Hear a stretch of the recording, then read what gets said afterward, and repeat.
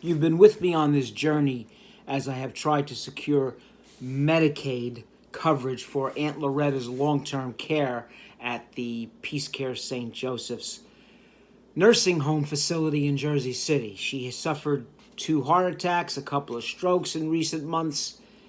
It upended her life and mine, and I'm trying to get her the best care possible. I've got her the best care, but now I have to find a way to pay for it, and that's where Medicaid comes in.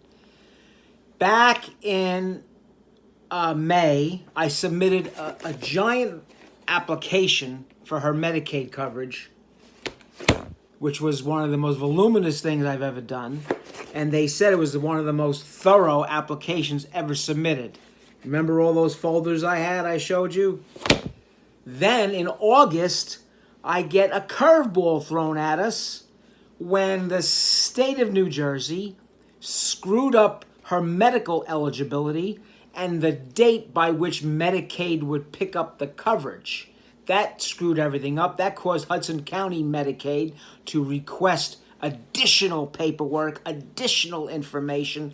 I had to scramble around the state trying to untangle this mess that the state made with her the date of starting point for her medical eligibility for Medicaid. Got that straightened out, and I thought we were on our way, especially when I recently received a letter of approval from Medicaid, which says, this notification is to advise you of the following decision concerning your eligibility for the Medicaid program. You are eligible effective June 1st, 2019. This action has been taken because the applicant meets the eligibility standards for the Medicaid-only program per New Jersey Regulations Volume 10:71-8.3, and Aunt Loretta has Medicaid, finally. However, I had a meeting at the nursing home and the business office of the nursing home this week. More curveballs in the Medicaid system. Unbelievable. There are more glitches. More glitches. How complicated can this system be? I'll tell you right now, the average person can never navigate their way through this. Now there's a problem with a few things. First and foremost, can you believe I go there today with all this additional information, another folder of information, to lock things up, to dot the I's and cross the T's after receiving the state's approval for Medicaid.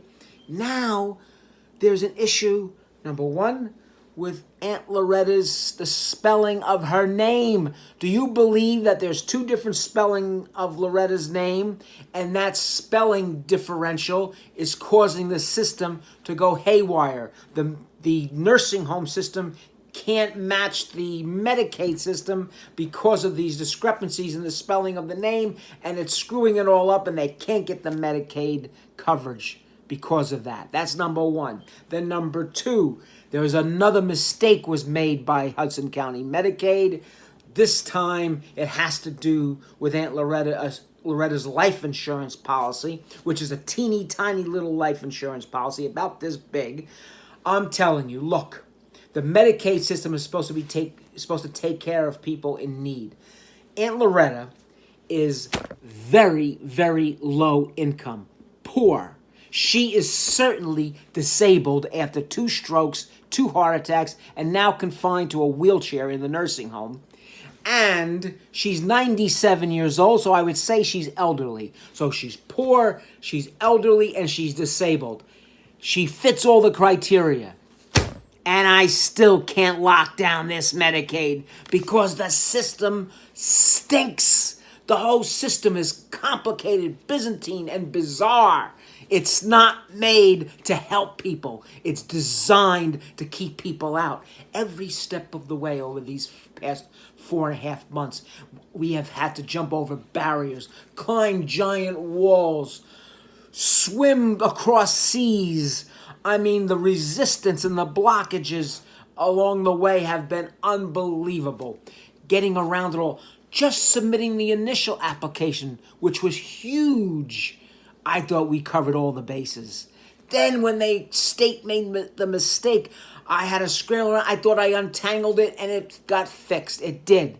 Now we come up with new problems, new delays. Holy mackerel. Now I have to spend another week scrambling around, finding more paperwork, getting things together, and trying to figure this out. It never ends.